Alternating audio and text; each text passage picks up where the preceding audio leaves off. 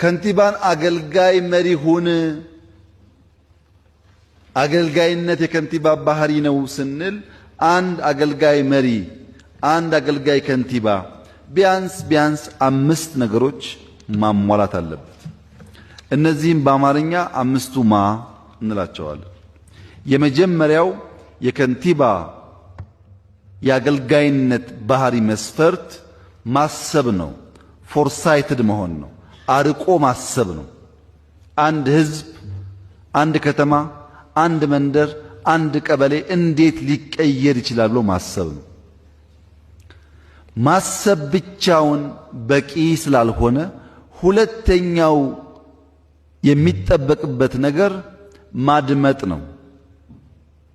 ደሃው፣ ወጣቱ፣ ሴቶች፣ ሰራተኞች፣ ባለሀብቶች ምንድነው የሚሉት? ምን ቸገራቸው? ምን ፈለጉ? የሚለው ማድመጥ አለበት። ሶስተኛው ካሰበና ካደመጠ በኋላ የራሱን እቅድና ሐሳቦች ይዞ ማሳመን አለበት።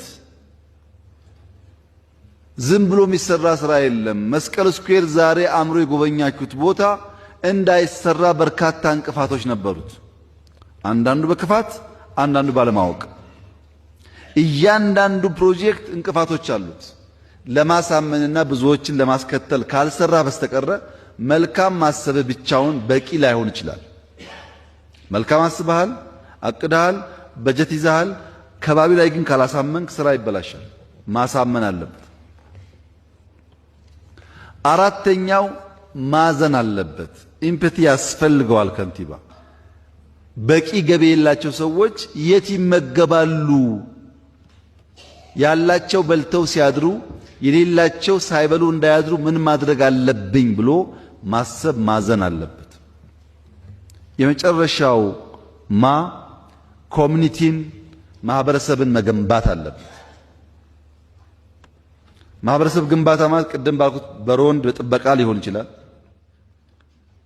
በጧት ስፖርት ሊሆን ይችላል፣ በአካባቢ ጽዳት ሊሆን ይችላል፣ በጋራ መስራት ሊሆን ይችላል።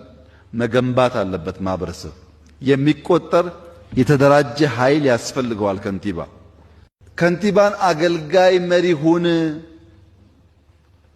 አገልጋይነት የከንቲባ ባህሪ ነው ስንል አንድ አገልጋይ መሪ፣ አንድ አገልጋይ ከንቲባ ቢያንስ 5 ነገሮች ማሟላት አለበት። እነዚህም በአማርኛ 5ቱ ማ እንላቸዋለን። የመጀመሪያው የከንቲባ የአገልጋይ